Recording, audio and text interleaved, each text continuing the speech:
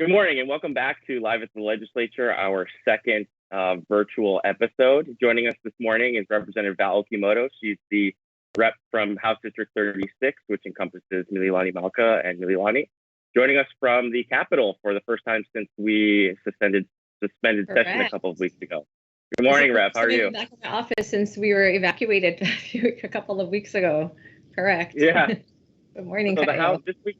Good morning. So this week the House started to trickle in some certain staff. So I understand that you've got some staff with you in your office.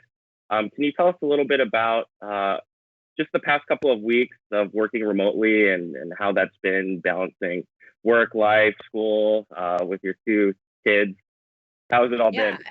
I've realized that balancing working as a legislator from home and having two young daughters is also a feat. But I've been very grateful, like I mentioned in our previous episode, that my office staff is always working hard. We continue to work remotely, but also we have our research department that's been diligently working. Our digital media, our communications director, and our leg analysts have been working really hard to keep us informed, abreast, aware of what's going on. And that's how we've been working as a team together. But it has been interesting to work from home. I do have two young daughters who are still in the school system, and so every day was at least the first week it was a new adventure because they were still on spring break when we started.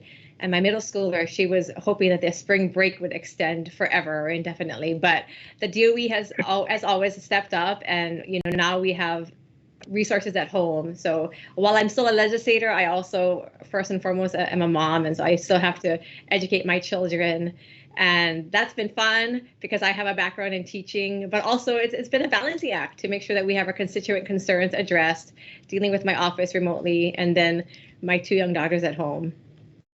Absolutely. Can you talk about your assessment of the DOE, both as a legislator on the Committee of Lower and Higher Education, but also now you're experienced it directly as a mother during this time?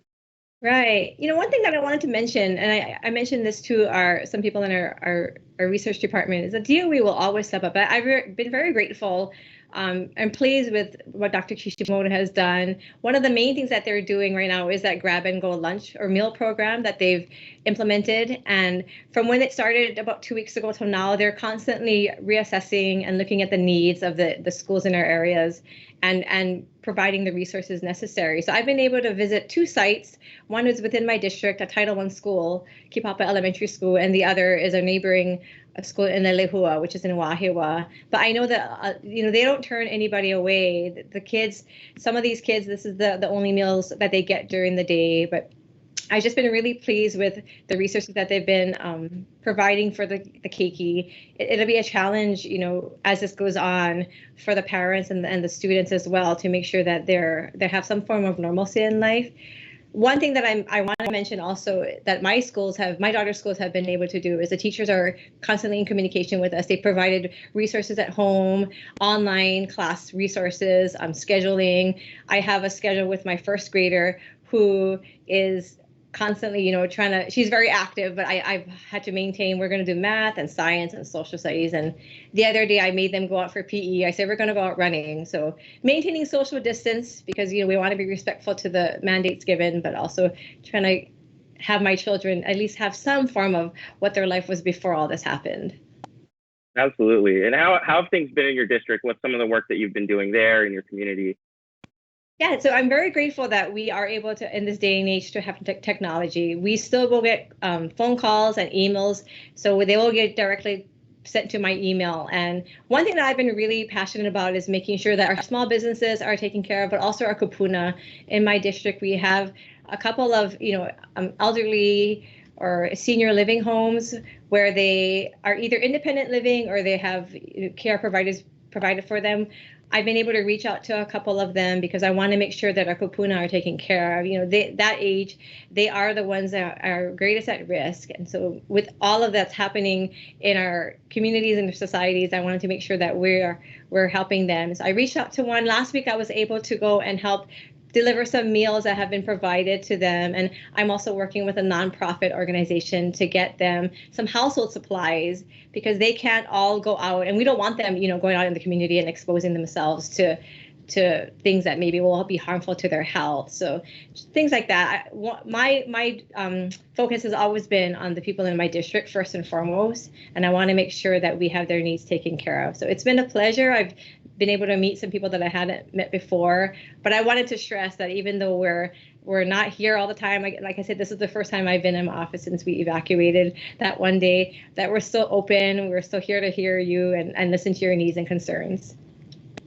And like you said, we haven't stopped working, and we've all been adjusting to Zoom and to all these different remote tools. So what have been some of the bigger constituent concerns, or what are most of the concerns that you get from your community? It varies really. We get the same ones regarding safety issues, health issues. Right now, we're getting some concerns because people are home more.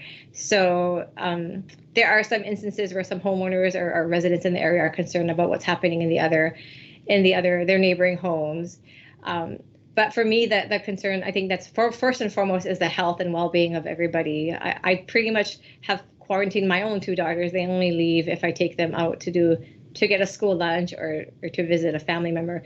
But I think it's keeping everybody safe and making sure that while we're all going through this together, we want to make sure that we're being respectful to each other. This is Hawaii, and we want to make sure that this doesn't go on infinitely. So we want to ensure that the health and safety of everyone is taken care of. I'm able to once in a while go out for a run, and I respect and appreciate those in my community who are practicing that social distancing, making sure that if we are passing each other, we give each other that space on the sidewalk or the street. And we got about a minute and a half left. And so you mentioned health, and we're looking at our economic health and our physical health, but mental health has also been a very big focus as of the past couple of weeks. So what are some things that you and your family have been doing to keep yourself sane from not just getting, cabin fever stuck at home? I think for me, this has actually been a little blessing in disguise, because with the legislative life and as a mom, it can be very fast paced. And this has really forced me to slow down, really unplug. I've spent more time than probably normal during a legislative session with my daughters, playing games, talking about what's happening. I have them watch the news with me. It's something that I probably didn't do beforehand because I want to make sure that they're aware, but also talking with them and just spending more time. I think we really need to, as a society, I mentioned this before, really unplug and connect with each other, because mental health is a serious issue. And with this going on, and we're not sure when it's going to end, we want to ensure that we're there for each other, really care for each other in our communities and in our families. Absolutely. And how can folks get in contact with you before we end the segment? You can contact us through the Capitol website. My email is repokimoto@capitol.hawaii.gov. My phone number is 808-586-9460. All of those messages will be forwarded to me in my office, and we're very grateful to help. Please continue to work with us as we continue to work with you guys. I'm grateful for this opportunity. Thank you. Absolutely. Representative Okimoto, thank you for joining us this morning, and thanks again to the Olelo staff for setting all of this up. To the folks at home, stay safe. We will see you next week. Aloha. Bye.